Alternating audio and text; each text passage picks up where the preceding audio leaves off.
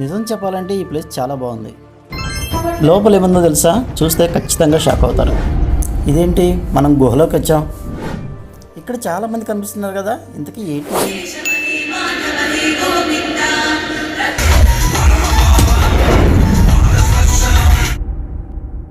ఈ ప్లేస్ చూస్తే మీరు ఖచ్చితంగా ఆశ్చర్యపోతారు, అంత బాగుంటుంది.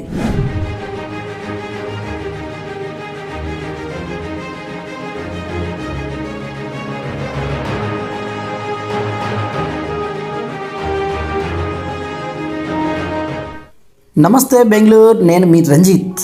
మనం రీసెంట్గా అప్లోడ్ చేసిన పింక్ మార్బుల్ టెంపుల్ బాగా వైరల్ అయింది. కామెంట్ సెక్షన్లో మంచి కామెంట్లు వచ్చాయి.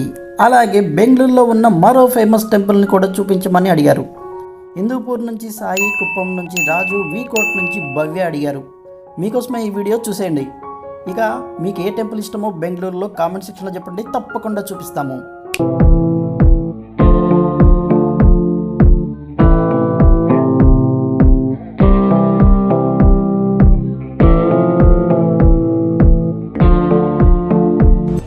గోవర్ధనగిరి అంటే మనకి టక్కున గుర్తుకొచ్చేదేంటి? పెద్ద వర్షంలో శ్రీకృష్ణుడు పెద్ద పర్వతాన్ని తన చిటికిన వేలు మీద పట్టుకొని నిల్చున్న భంగిమ గుర్తుకొస్తుంది, అవునా? చూశారు కదా, గోవర్ధనగిరి ఇది. బయట నుంచి చూస్తేనే ఇంత పెద్దగా అద్భుతంగా ఉంది. మరి లోపలికి వెళ్ళి చూస్తే ఎలా ఉంటుందో చూద్దాం.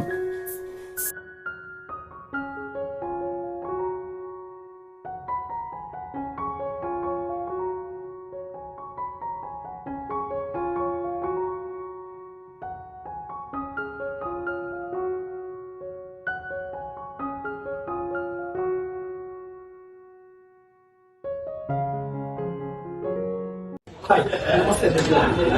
ప్రోగ్రామ్కి స్వాగతం. ముందుగా మనం ఈరోజు గోవర్ధనగిరి శిఖరం టెంపుల్లో అయితే ఉన్నాము.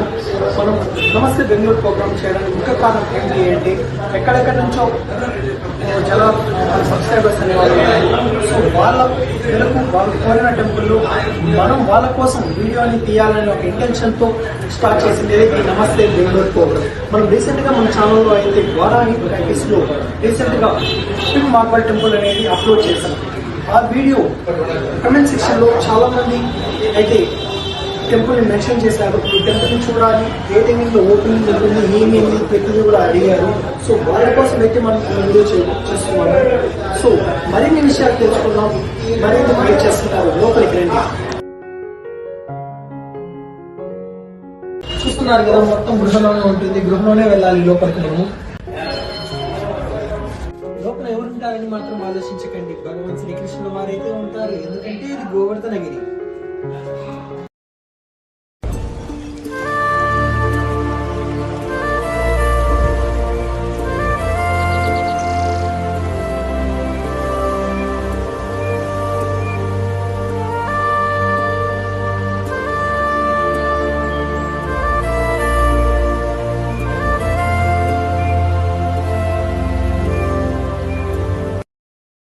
మీకు గోవర్ధనగిరి పర్వతం స్టోరీ తెలుసు కదా.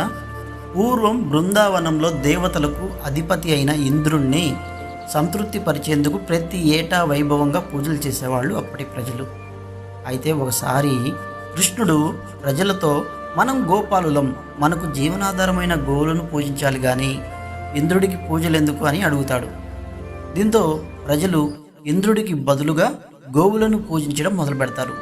దీంతో ఇంద్రుడికి కోపం వస్తుంది, రగిలిపోతాడు. ఇంద్రుడు ఆ ప్రాంతంలో మొత్తం కుండపోతగా వర్షం కురిపిస్తాడు.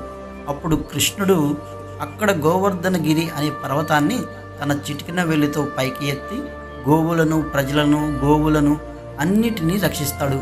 ఇంద్రుడికి ఇంకా కోపం వచ్చి 7 రోజుల పాటు ప్రళయం సృష్టిస్తాడు.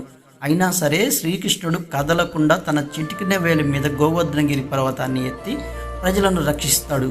ఇక తన ఓటమిని అంగీకరించి ఇంద్రుడు కృష్ణుడికి నమస్కారం చేసి అప్పుడు అక్కడి నుంచి వెళ్ళిపోతాడు. అలా గోవిందుడు, గిరిధారి అనే నామాలతో శ్రీకృష్ణుడు ప్రసిద్ధి చెందాడు. ఇది గోవర్ధనగిరి పర్వతం స్టోరీ.